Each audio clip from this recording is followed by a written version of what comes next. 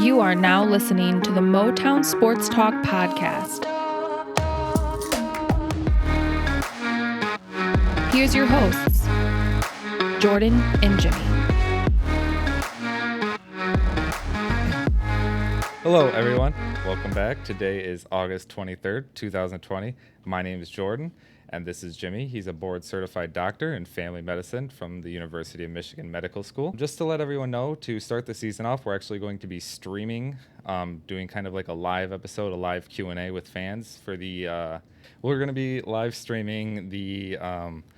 Kansas City Chiefs versus the Houston Texans, where you're not going to be able to live stream it, obviously, because of copyright reasons, but we're going to be live streaming us and doing Q&A, and we're going to be watching the game off air, and we're going to be kind of commentating and giving our commentary about the game and our thoughts, opinions about the first NFL game and how it's going to be with no fans in the stadium. And just to let everyone know, we're also increasing our fantasy football league because it filled up pretty quick, so we're going to be increasing it to 14 total. If that doesn't fill up, then we'll just keep it down to 12. But again, if anyone is interested, it is open to anyone and everyone. The more the merrier. We're trying to get a pretty deep league going. And then we got some breaking news as of this morning. We're just going to talk about real quickly. I know Earl Thomas has been released from the Ravens, and a lot of Lions fans have been claiming that we should be signing him. And I personally do not think that is true. I don't think we should be signing him. There's a reason that he got released from the Ravens, and that is because of conduct detrimental to the team. I'm not exactly sure what happened, but there was some big fight that happened on the practice field. Jim Harbaugh just said it went on too long, and he didn't like the way it affected the team's practice or something like that. So, yeah, I don't think we should sign him. Jimmy, what do you think about this? I agree. We shouldn't sign him. Conduct detrimental to the team can mean many different things. Mm-hmm. I think it's a lot more than the training camp fight.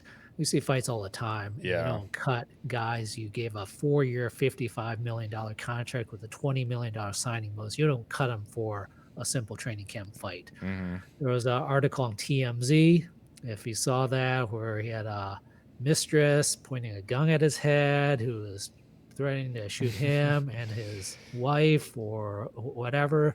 Maybe that's part of the issue. So there's definitely more to the story that we don't know about. Oh, yeah. Right now, Earl Thomas is 31 years old. He's got a $10 million base salary for this year. So not somebody we want to take a chance on. We're set at the first 3 safety positions anyway. Exactly. I completely agree with you. He is somebody we do not need. And obviously, he's going to request probably just as much, if not, very close to that amount of money that he originally signed with the Ravens. So it's going to be interesting to see if any team even takes a shot at signing him. But either way, we'll move on. And something we'll start with is something that the Lions have recently experienced, and that's the fact that false positives are possibly becoming a very common issue this year in the NFL. Because there has been 6 separate NFL teams that have had false positives. That's not including the Lions, such as the Jets having 10 false positives and the Bears having 9 altogether as well between staff and players. So once again, the NFL's claimed that they'd make adjustments after the whole Stafford situation, but that does not seem to have fixed anything yet. Luckily, the Lions seem to have no other issues with the false positives or COVID list. We've had a few players come off the list recently as well. So, Jimmy, why do you think the NFL is continuing to have these issues? All right, well, let's take a look at the facts so far. So breaking news just came down today, Sunday. So the Saturday COVID testing returned a bunch of positive tests from the same lab in New Jersey, which affected 10 to 11 teams, including the Lions, in addition to the Bears, Bills, Browns, Jets, Vikings, and more. The Lions actually had 1 positive test out of it. And as you mentioned, many teams had 10 plus positive tests out of it. Now, that doesn't just include the players. That includes the staff also. Yeah. So we don't know exactly how many players did. According to Albert Breer, the total positives were less than 100. Now, there are some updates today, which was a lot of teams postponed practice until the afternoon in the hopes that they could get cleared. So they did some rapid tests done this morning. The Bears, which had 9 positive tests yesterday, Saturday morning, did some of these rapid tests done this morning, and now they're all calling all of those false positives just based on the rapid test. Now, again, this brings me back to what we talked about last week and the week before that, which was the whole false positive thing. I think the NFL needs to be very careful about calling these things false positives. I Yeah. don't think that's really appropriate to do so. Dr. Sills, the chief medical officer, has never used the term false positive when describing Matthew Stafford's test. He called it an unconfirmed positive. Mm-mm. So how does the NFL know or are deeming these false positives? Well, keep in mind there's no gold standard test. Mm-hmm. So it's difficult, if not impossible, to confidently say anything is a false positive. All the NFL is doing is repeating the same tests over the next day. And the false negative rate is widely considered to be much higher than the false positive rate. So we could be dealing with false negatives more than a false positive. Mm-hmm. However, there's a specific situation here in that one certain lab in New Jersey seemed to have a spike in positive tests. This is one of the few situations where you might be able to have some reasonable confidence in saying it could be a false positive. That's because, let's say you normally have a less than 1% positive rate, and on a single testing cycle with a single lab, you get a huge spike. Let's say it jumps to like 50% Mm-hmm. positive rate. And then immediately at the next cycle, it drops back to less than 1%. Then potentially with that kind of specific situation, you could think there's a lab error, maybe a contamination, and reasonably confidently dismiss it as a false positive. Yeah. Well, with the Bear situation, which was one of the more widely reported ones, they had 9 positive tests. They have at least 80 players, at least 40, 50, if not 100 staff who are getting Mm-hmm. tested. So 9 out of 150 to 200 is only about 5% or so. That doesn't seem like a huge, overly suspicious spike to me. That would Right. be more consistent with just a mini outbreak of COVID. So I still have questions about how the NFL is deeming these false positives, and I would like to hear from Dr. Sills himself, Yeah. and not just these team statements, just inappropriately, maybe rashly just calling these false positives to calm the public down or for optics reasons. Exactly. So that's another question I'm sure a lot of fans have. Is you said that it keeps coming from this lab in New Jersey. Is that where all of the NFL teams are sending their tests, or are there multiple labs around that the NFL teams are using? There are multiple labs. Apparently, there are 5 or 6 labs. So all of this big spike came from this one lab in New Jersey. Hmm. So right now, what are the teams doing this morning? They've been doing the POC test, which is the rapid test. Yeah. They're supposed to be, according to the updated protocol post Stafford, they're supposed to be doing the POC test and the PCR test. And if both of those come back negative, then the player can play. Well, the PCR test takes a lot longer to come back. It could take 24 hours to come back. Mm-hmm. So if the teams are already letting the players practice this afternoon and just basing the false positive designation on the POC test, then that's a changing the protocol already with the NFL. They're already breaking protocol. So are they adjusting the protocol? Are they changing it again with the hopes that the players could play in a game the very next day? That sort of seems like what the idea seems to be based on what I'm reading. Yeah. It's going to be real interesting to see how the teams are going to be going about, and if they can alter some of these tests or try to manipulate some of these tests. But this kind of ties into our next situation, which is about fantasy football and sports betting. Year is going to be far different than any other year, again, because you have to take into so many different things into account.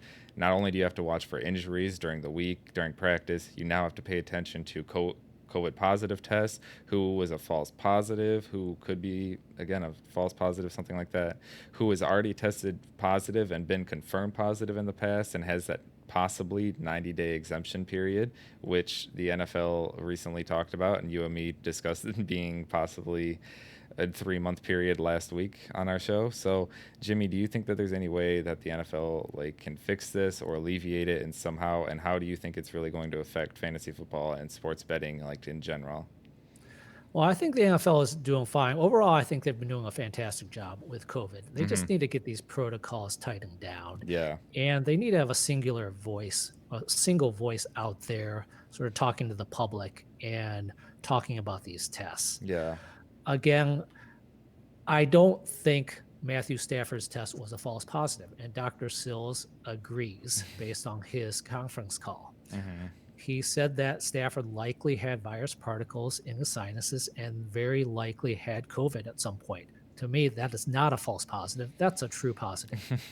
So last week we talked about the possibility that the NFL would increase the COVID testing exemption from 30 days to 90 days because of the new CDC guideline recommending a 90-day exemption. Hmm. Well, about 3 days later, that's what the NFL did, according to Pro Football Talk. Yeah.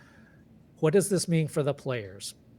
Anybody who tests positive and remains asymptomatic will not be tested for 90 days.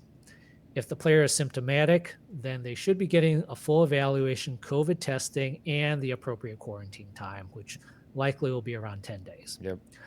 The big question is whether Matthew Stafford will get a 90-day exemption or not. To recap his situation, he had a single isolated positive test. Dr. Sills did not call it a false positive in his conference call. He called it an unconfirmed positive, which in my mind is just a creative way to say an isolated true positive. Hmm. So I think he used that label to save a little bit of face after the Lions' initial statement inappropriately called it a definitive false positive. My guess is that the NFL does give Stafford a 90-day exemption.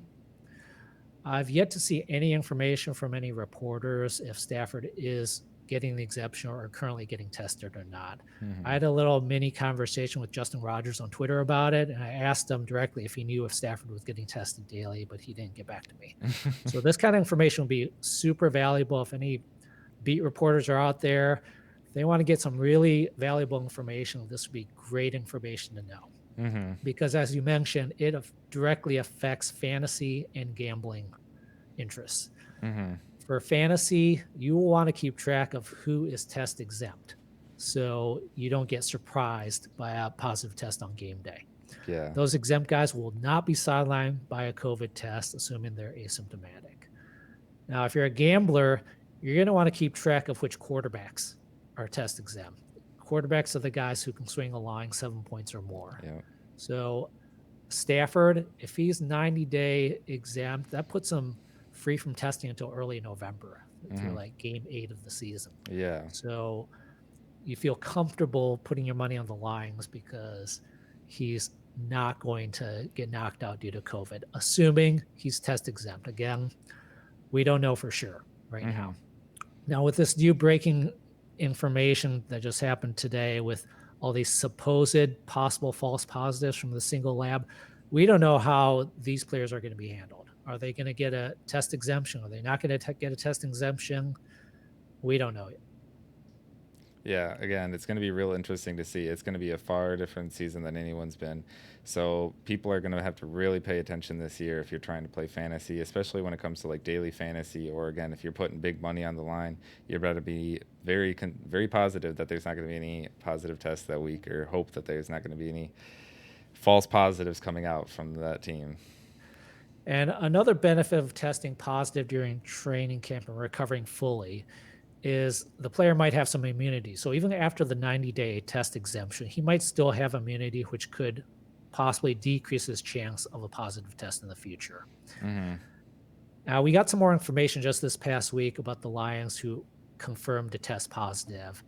Besides Stafford, it was Justin Coleman, Galladay, Hawkinson, Yep. Jalen Elliott, and Aaron Sipas.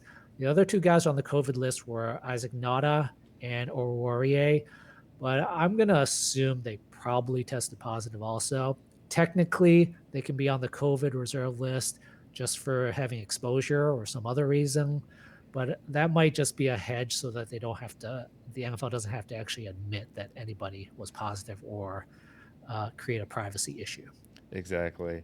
And correct me if I'm wrong, but I believe the Lions had the most players on the on the COVID list at one time. I'm not sure. I haven't been keeping up with other teams, but as far as I know, the Lions have had the most positive tests other You than might be right. They seem to be at the higher end. yeah. So again, I don't really follow other teams' COVID lists, but as far as I know, it seems like the Lions are higher up there. So we could have a lot of players. You said like Kenny Galladay, Marvin Jones, or not Marvin Jones, T.J. Hawkinson, and Matthew Stafford. That's already three players who hopefully could be 90 days exempt. So again, good fantasy players are good gambling things to mention and point out. So Now, I need a comment on this whole COVID reserve list and who is on it. I had suspected that there was something a little fishy about how amazingly low the COVID list number was. Uh, the last check was only 4 guys in the entire league were on the COVID reserve yeah, list. A bunch of guys were kept coming off. Nobody was coming on. So I had the suspicion that these unconfirmed positives like Stafford were just quietly missing 2 or 3 days of practice and not getting put immediately on the COVID list. An example in the Lions situation might be Bo Scarborough, who's missed a few days of practice with no reported injury or anything. Maybe he had a positive test and they're trying to get some negative tests and get him back to practice in a quiet manner. exactly. Well, guess what? This was confirmed by a statement by Steelers GM Kevin Colbert today. His statement was, on Saturday, we had 6 players absent from practice due to our adherence to the NFL COVID-19 protocol. None of those players were required to be placed on reserve COVID-19 and will be returning to meetings today and practice on Monday. So he admits and acknowledges that you can test positive for COVID and not go on the COVID reserve list. Jeez. So there's a lot of fudging going on. There's a lot of leeway going on with this whole COVID list. And I think the main reason for it is optics. The NFL wants the optics to look good regarding COVID, and I actually fully support it. Optics do matter in our hypercritical society, and the NFL has taken unfair criticism in the past for, in my opinion, unfair criticism for issues like concussions, off the field punishment issues like the Ray Rice situation. So I understand and support the NFL wanting the optics to look good in regards to COVID. So you can't really take a lot of things that are going on at face value right now. Yeah, they're like as I just mentioned earlier, there's going to be so many ways for teams to manipulate and try to work around this whole COVID list, this whole and about coming out and just finding out the players have tested positive in any way. So, but moving on, kind of tying into this whole gambling and fantasy football aspect, another bit of news out of Lions camp that wasn't really surprising, to be honest, is that there's not going to be any fans at Ford Field for at least the first 2 games. Honestly, I think it's going to be more likely that it'll be more than that at some point. But just again, as I mentioned, this kind of ties into fantasy and sports betting. How do you think that this is going to affect players mentally? And just do you think they're going to be getting accustomed to no fans in the stadium on game day? Right. Minimal effect, if any, in my opinion. Most teams are on a level playing field here. Like Green Bay is not going to have fans in week 2. The Lions are playing at the Cardinals in week 3. I'm unsure about their fan status. I looked it up. I couldn't find any information at this point. But most teams are not going to have fans the first 2 to 4 weeks of the season. So it's a pretty level playing field. And even the teams that do have fans, they're only having 10 to 20,000 at most. And I don't think fans affect games nearly as much as they did, say, 10 or 20 years ago. Teams are so good at silent counts now that I don't see any significant competitive disadvantage if one team has fans and another team doesn't. Yeah, no, I completely agree. And also with pretty much every single team, I believe, does not have fans at training camp right now. And I understand that's kind of a big adjustment. Some players have said that it was kind of weird at first, but they're getting more accustomed to it. So again, if they can get accustomed to just no fans at training camp and just getting used to like, hey, it's just us out here, we got to make our own intensity, then they can bring that same intensity to game day with them and figure out how to bring their own intensity without any fans in the stadium. So we'll move on, and basically for the last topic, we're just going to kind of do a whole recap of the first week of training camp And the biggest concern so far coming out is that seventh round pick Jashawn Cornell has been placed on IR with what appears to be an Achilles injury. He was potentially going to have, I wouldn't say a big role, but he was potentially going to be a rotational player on this defensive line and actually get quite a few snaps. But luckily, so far, there hasn't been any other big significant injuries. What do you think about Jashawn Cornell, Jimmy? And do you think it's going to be a significant injury affecting him long term down the road? Yeah, I think it's significant. His Instagram confirmed that was an Achilles, so likely a full Achilles tear here. Mm-hmm. That's not a good injury. It's worse than an ACL. The ACL is a ligament, connects bone to bone. The Yeah. Achilles is a tendon, connects muscle to bone. For some reason, players have a tough time coming back from that kind of thing. We've seen this before with Mikel LaShore, basically ruined his career. More recently, Kerry Hyder, he was never the same. And if you want to go far back, Bryant Westbrook, who was our first round pick in 1997. This is before your time, Jordan. But I still remember him tearing his Achilles against the Vikings. It was near the goal line. This guy was a promising cornerback for us, a big, strong cornerback, and the Achilles ruined his career. Jeez. Yeah, it's terrible. The Achilles can be, again, very detrimental to a player's career in the long term. So I can't think of any players off my head that have successfully come back. And there's been players that have come back and done all right, but you said they just do not come back and they're not that same player after they tear that Achilles. So again, other than that, there hasn't really been any big injuries from Lions training camp so far. But a couple other takeaways is that Jonah Jackson was starting with the first teams on the offensive line. Do you think that's going to continue into the season, and do you think that he is a bigger upgrade over some of the veterans that we've got on the team currently right now? Yeah, I think it's great to see him starting at right guard right off the bat. Mm-hmm. Before I get too far into this, I want to give some credit to all the hard work that beat reporters are doing who are watching the practices and reporting stuff, because this is where we're getting a lot of our information. Yeah, So exactly. guys like Justin Rogers, Burkett, Meinke, Michael Rosting, Eric Schlitt, Tim Twentyman, Chris Burke, and a few others, but I've probably forgotten.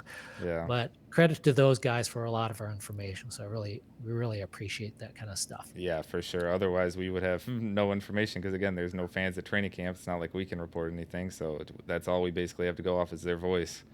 Right. So Jonah Jackson starting at right guard the entire training camp. To me, this is expected. This is sort of a pattern with the Lions with their offensive line picks. They throw them right in there. They don't mess around. Mm-hmm. And a third round offensive guard is an expected starter. I think that guy you're expecting to be an instant starter. Mm-hmm.